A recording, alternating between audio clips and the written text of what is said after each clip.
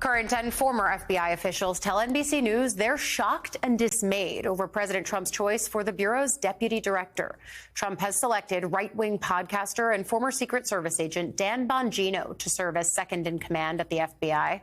On his podcast, Bongino thanked Trump for the appointment and said he was ready to put partisanship aside, despite him once calling the agency irredeemably corrupt. He followed his appreciation message yesterday with claims the Justice Department had been weaponized. Some current FBI employees who spoke to NBC News on the condition of anonymity say they feared Bongino's appointment spelled the end of an independent FBI and put the Bureau's investigative and intelligence capabilities in the hands of political actors with radical agendas. In the Bureau's 117-year history, the deputy director has always been a career FBI agent, but neither FBI Director Kash Patel nor Bongino have ever worked at the agency. Joining us now, NBC News Justice reporter Ryan Riley. Ryan, there's really no one else I wanted to talk to this morning. I was reading your reporting yesterday where one senior FBI official said that this was just beyond problematic, voicing concerns that there are now conspiracy theorists and election deniers in the highest positions of the FBI. Talk about the other reactions that you've been getting and how we got to this point.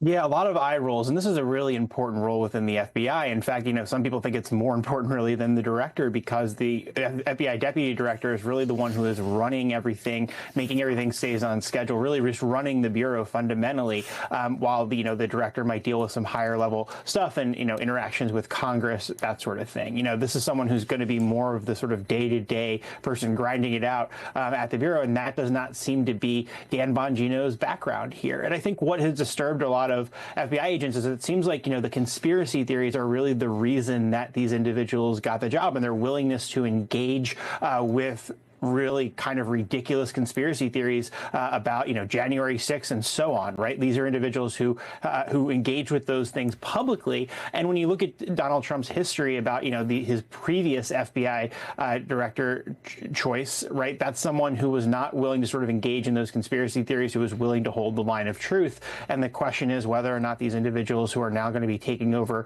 the Bureau, which is this incredibly powerful tool within the federal government, has, the power to do things that other institutions within government do not, if they're going to be able to hold that line of truth. And there's a lot of concern within the FBI that they won't, and will sort of be able to do Donald Trump's bidding in whatever way he wants.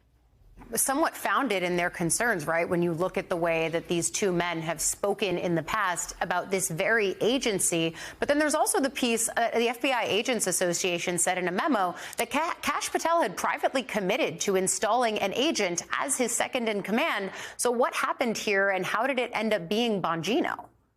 Yeah, I think that's something we're still trying to figure out. If you, of course, message me on Signal if we can figure this out, right? Anyone who's out there watching, because we're trying to figure out exactly what the timeline was here, because that message was what we heard from Kash Patel. If you look back, I think, to the Matt Gaetz nomination, that might offer some sort of a roadmap there, where there was this last minute choice that Donald Trump made because somebody got in his ear, right? And I think because of Donald Trump's history with the FBI, it's been a decade of him sort of attacking the Bureau, undermining the Bureau. It's done a tremendous swing in Republican belief in the FBI, or trust in the FBI. If you just look at the stats, where it's done this total reversal, where previously you would have Democrats more skeptical, but Republicans were very supportive of the FBI a decade ago, and that just completely plunged a lot because of a lot of the propaganda that we've seen come out about the Bureau over this past decade. So there's just a ton of concern. I can't express how much of an issue this is within the Bureau, and it's come at a time within,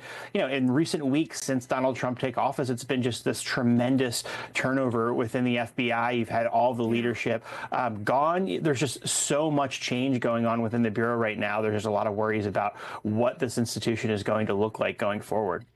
So much change and the potential for a lack of institutional knowledge along with that. But I wonder if we could broaden out for a moment about this larger law enforcement apparatus. We've seen a lot of erosion of faith and trust in the law enforcement piece of this. And then also the fact that you see people like Ed Martin at the D.C. U.S. Attorney's Office, and the way that he's been speaking, eroding the norm that is not the president's attorney, and yet that's not what they're saying. I mean, can you take this from a 30,000-foot view and talk to viewers who might not know the ins and outs of the DOJ and all of the parts lower than main justice? Just talk to them about what this all could mean.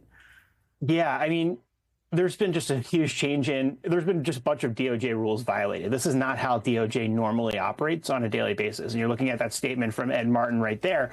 And he describes himself just like, let's look at those first 4 words. As President Trump's lawyers. Whoa, whoa, whoa, hold on there for a minute. That's something that the DOJ doesn't say, because that's not what how Justice Department lawyers think of themselves. They think of themselves as lawyers for the American people. And for Ed Martin, the U.S. attorney in D.C., who theoretically should be, focused on overseeing prosecutions in D.C., including local crime, because the U.S. Attorney's Office handles both federal and local crime in D.C. It's sort of this oddity where we as D.C. voters don't get a say on how local laws are really enforced. That's up to the American people at large. That's something that, that's what really that job is all about. And here he is sort of fighting out over the Associated Press's use of the Gulf of America and whether or not that's something that Donald Trump can decide to ban the AP from taking part in some of these White House pool opportunities. So it's really just odd the way that a lot of this language is coming out, including from the very top with Pam Bondi, with one of the most unusual press conferences I'd seen in my 15+ years covering the Justice Department. Ryan Riley, on a very busy beat, thank you for joining us this morning.